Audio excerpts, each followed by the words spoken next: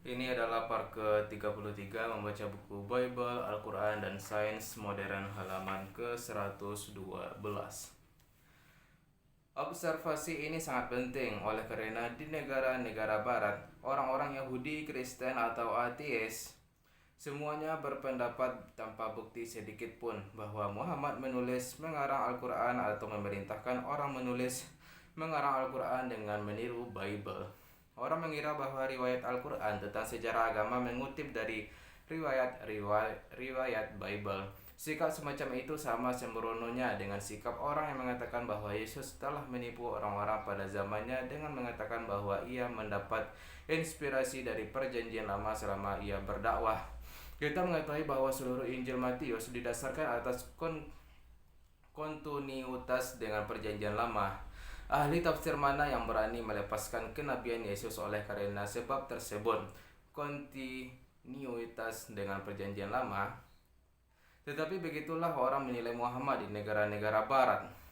Muhammad hanya meniru Bible. Hal ini tentu saja merupakan penilaian yang sangat dangkal yang tidak mempedulikan kenyataan bahwa Bible dan Al-Quran dapat memberikan versi yang berlainan. Tetapi orang menganggap sepi perbedaan-perbedaan riwayat antara Al-Quran dan Injil. Bahkan orang menyatakan bahwa riwayat-riwayat itu adalah identik. Oleh karena itu, pengetahuan ilmiah tidak boleh mencampuri. Soal-soal semacam ini akan kita bicarakan lebih mendalam pada saat membahas hikayat penciptaan alam dan banjir pada zaman Nabi Nuh. Kumpulan-kumpulan hadis bagi Nabi Muhammad adalah seperti Injil 4 bagi Yesus. Hadis adalah riwayat mengenai perbuatan dan perkataan Nabi Muhammad yang mengumpulkannya, bukan saksi-saksi mata. Sedikitnya bagi kumpulan hadis yang benar yang dikumpulkan sesudah zamannya Nabi Muhammad. Kitab-kitab hadis sama sekali tidak menyerupakan kitab yang mengandung wahyu tertulis. Hadis bukan sabda Tuhan, tetapi meriwayatkan kata-kata Muhammad. Dalam buku-buku hadis yang banyak tersiar, kita dapatkan riwayat-riwayat yang mengandung kekeliruan ilmiah, khususnya mengenai resep obat-obatan.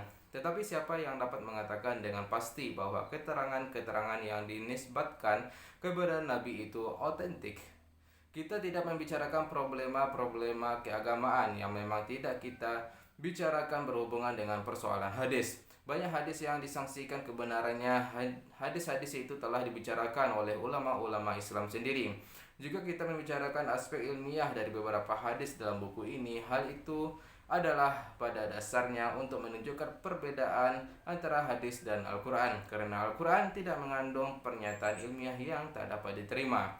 Observasi yang akhir ini menjadikan hipotesa bahwa Muhammad adalah pengarang Al-Quran tidak dapat diterima. Tidak mungkin seseorang yang tak dapat membaca dan menulis menjadi pengarang nomor satu, penulis karya nomor satu dalam sastra Arab, dan memberitahukan soal-soal ilmiah yang tak ada manusia pada waktu itu dapat melakukannya, serta segala keterangannya tidak ada yang keliru.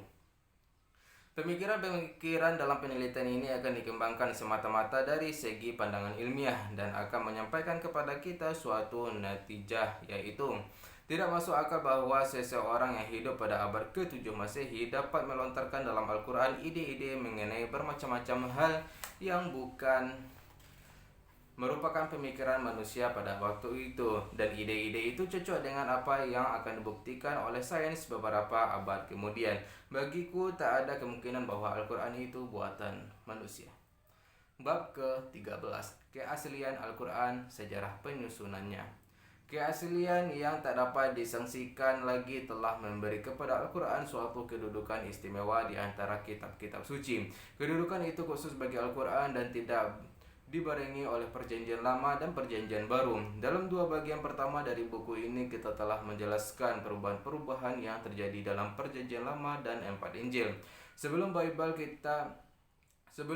dapat kita bacakan dalam keadaannya sekarang, Al-Quran tidak begitu halnya. Oleh karena Al-Quran telah ditetapkan pada zaman Nabi Muhammad dan kita akan lihat bagaimana caranya Al-Quran itu ditetapkan.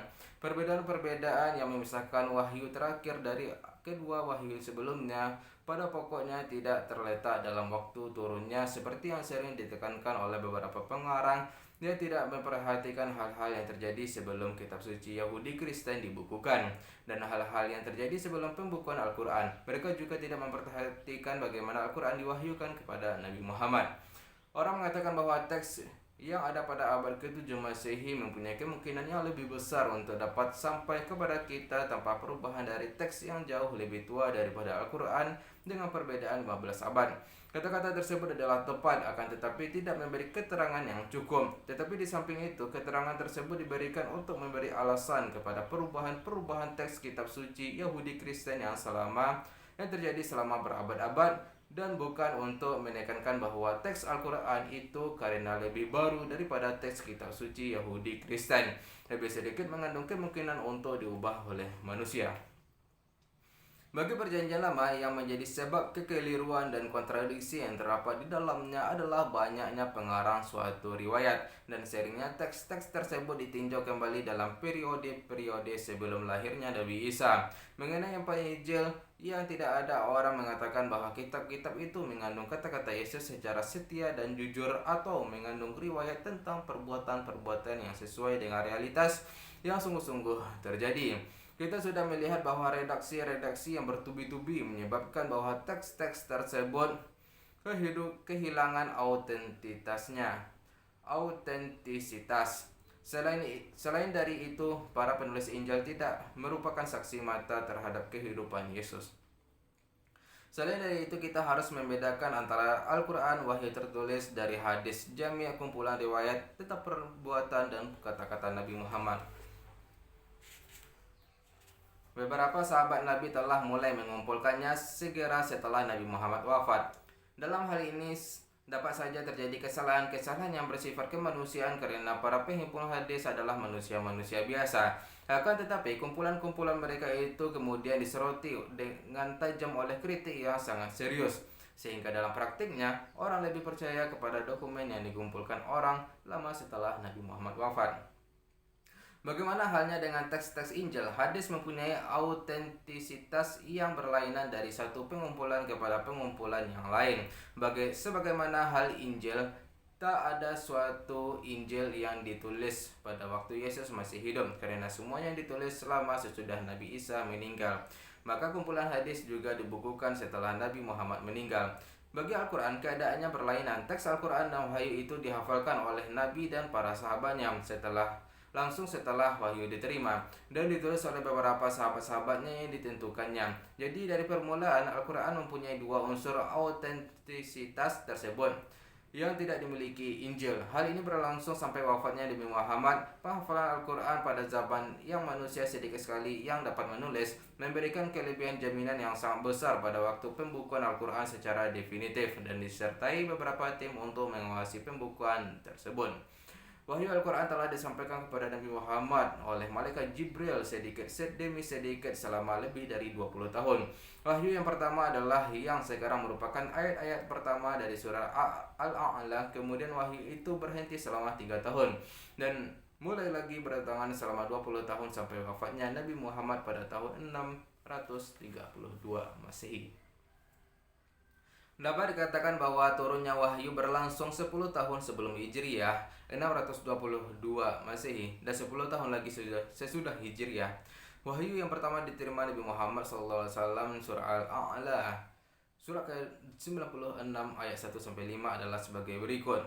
Bacalah dengan menyebut nama Tuhanmu yang menciptakan. Dia telah menciptakan manusia dari segumpal darah. Bacalah, dan Tuhanmu lah yang paling pemurah. Ia mengajar manusia dengan perantaraan kalam. Dia mengajarkan kepada manusia apa yang tidak diketahuinya. Terus saja guys, besok kita akan sambung ke halaman 117. Sekian, bye bye.